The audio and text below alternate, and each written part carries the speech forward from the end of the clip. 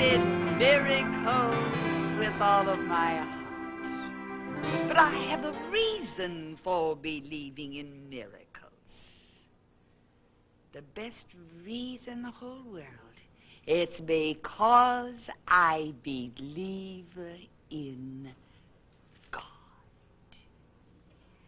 At graduation time this year, in a Catholic school in Southern California, when those who were graduating from the 8th grade walked up to receive their diplomas in cap and gown, a young girl,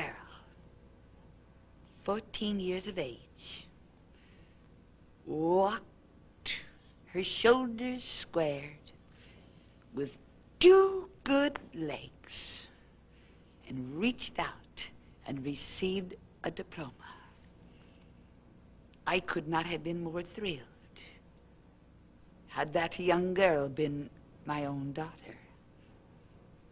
She was the daughter of the most grateful parents in the whole world, the daughter of Mexican Americans. The father is a waiter in one of the finest restaurants in what we call in Southern California the Valley. And our director, producer, Dick Ross, with his wife, usually eat at this restaurant. Oh, just very often, and sometimes I think for just one reason, to see the father of young Lisa and see his black eyes shine and sparkle. As with a clasp of the hand, he somehow relives everything that God did for his beautiful young daughter, whose leg was to have been amputated. In my new book, Nothing is Impossible with God, you'll find the entire story in chapter 3, Walking in the Shadows. My guest today is 14-year-old Lisa and her precious mother, Isabel. You'll love it. Well, Lisa, Jesus is mighty real to you. Yes, he is, Miss Kuhlman. Without him, I only would have one leg. I guess that, when you face it and face reality, it's just exactly like that. When words come out like that, for many people, those are just words. But you're sitting here knowing that 2 years ago, when you were just 12 years of age, there was a possibility that one of your legs was to have been amputated. Without Jesus, perhaps you would have just one leg today. 14 years of age now, when you walked up and received your diploma. There you were in cap and gown, walking with your schoolmates. You were proud, weren't you? I sure was. And I was so happy for you. Well, Isabel, have you relived this over and over and over again? As the mother of Lisa, nobody knows what it's like when the doctor tells you that there's a possibility that there'd have to be an amputation of your beautiful daughter's leg. No one knows until you live through it.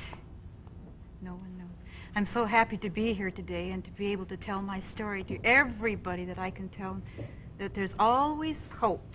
There's always hope. And Jesus can do everything. As your book says, nothing is impossible with God. And it really isn't. In our case, nothing was impossible because we saw black, and all of a sudden everything is just, it was a miracle. And we do believe in miracles. Very much. I know. It all seems so simple. When I stand and say week after week, I believe in miracles. it seems so simple. And when I was thinking of a title for my new book, it's all so simple when we say nothing is impossible with God. So simple that it's profound. And you people are Roman Catholic. Roman Catholics. Mexican American. And anyone who wants to know the story can see your husband because he works where? He works in Casa Vega restaurant in Sherman Oaks. And it's a Mexican place. And he works there. And well, Dick Ross says that he's just about the greatest thing. Do you know you have about the most handsome daddy that any teenage girl could possibly have? And sometimes I think that Dick Ross and his wife just go there just to see your husband. You know? The food is marvelous. But then when I come out to televise and Dick says, oh, you know, that healing just thrills me so. And yet it was so dark. And what was it? It was during those dark days. What did the doctor say was wrong with Lisa? She had cancer of the bone. Just 2 years ago. 2 years ago, she had a very malignant tumor. And if they had amputated, they might not have gotten everything. So, but they told us, take the treatments, but we can prolong her life. We can promise nothing more, but we could prolong her life if you go through these treatments. Cancer of the bone. Cancer of the bone. In other words, she had no hip bone left. Her hip bone was like, they told, when they opened her up, it was just like Swiss cheese. It had holes in it. There was no bone there anymore, her hip bone. So, of course, she couldn't step or walk or anything. So it could not have been a wrong diagnosis? No, 18 doctors can't be wrong. And they sent 3 different bone specimens to 3 different hospitals, you know, Rochester, Minnesota, different places like that. And they all came back with the same. So for the skeptic who might say it was just a matter of a wrong diagnosis. I'm afraid not. I'm afraid not. It was nothing that was psychosomatic, right? No, it was nothing like that. She was a very sick little girl. She was very sick. You know, it was just. And you were a heartbroken mother, and her daddy was a heartbroken father. And where did they think you would have to amputate? Because the cancer had gone up. Yes, they would have had to amputate all through her hip, the complete leg. There was all the way up to the top. No knees, no, all the way up to the top. No knees, nothing. No, and still they say they might not have gotten it. It was too advanced. The if her bones had turned to like butter and cheese, it could have gone in through her system before, so they didn't want to go through that amputation. And the bone had gotten so it was just like butter, like cream cheese. There was no bone there. And remember, that was 2 years ago.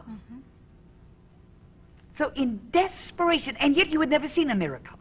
I had never seen a miracle. Never. Lisa, you had never seen a miracle. Never. You'd never even talked about miracles. No, never. When did you begin thinking in terms of a miracle?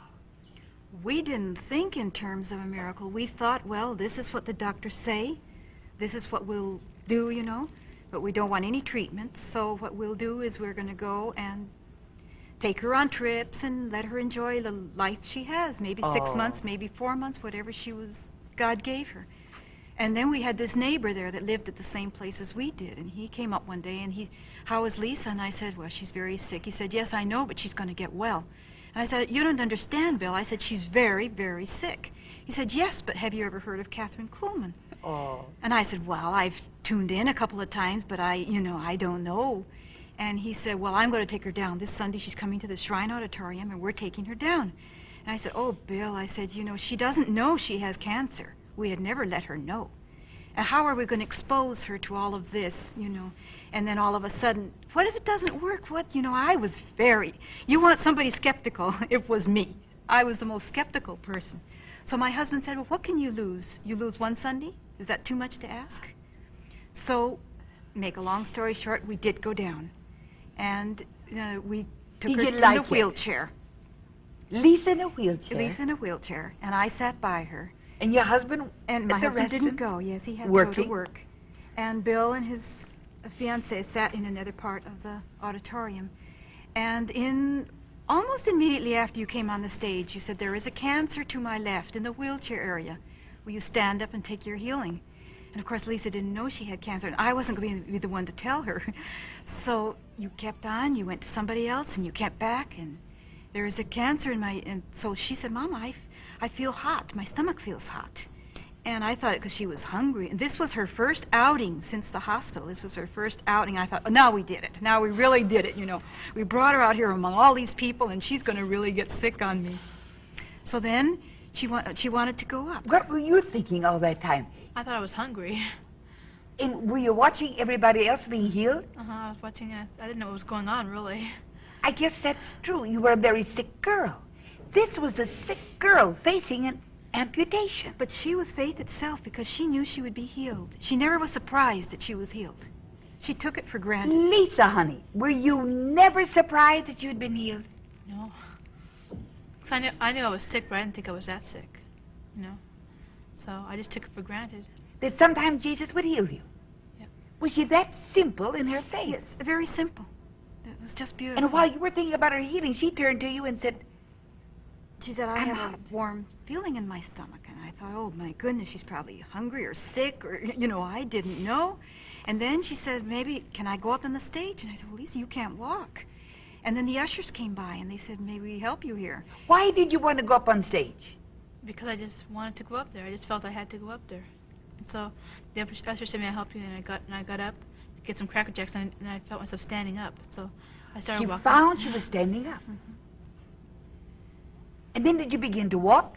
Then I began to walk up and down the aisle, and I said, I can walk. And Mom just looked at me like I was going to fall. So then I asked if I can go up on stage because I felt... Was there any sense of falling?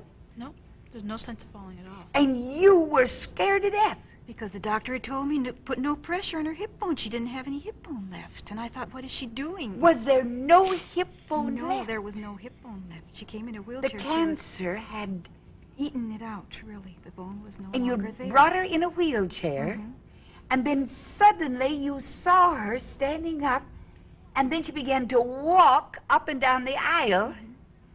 Did you think you were going to faint? What did you think? I didn't want to think. I couldn't think. I told Bill, you take her up there. I'm not going to be able to talk if I go up to the stage, so you go ahead, take her up there, What and were you talk. thinking all of this time? Well, I just said, I want to go up there. I felt that something was pushing me, and I just had to go up there. So I went And up you were there. only 12 years old then. Did you keep right on walking? I kept on walking. And your mother's standing She just there in looked this at me. state of shock. Did you start running? What happened? So then we went upstairs, and they said, you sure you can walk? And I'm positive. So then the others took me up to the front of the line, and then you started talking to us, and you made me run across the stage, and I ran. And of course, I was so stupid. I didn't know her condition. No, of course not. I didn't know that there wasn't a hip bone there. I knew nothing about it. You people were perfect strangers to me. And so when I said, run, honey, run. She ran across the stage like from here to there. A girl had been brought in a wheelchair with no hip bone. And 18 doctors know all about this. Oh, yes. All the records are in the Children's Hospital. Anybody that wants to check, it's under her name in the Children's Hospital. And There was no hip bone. There was nothing. It was impossible.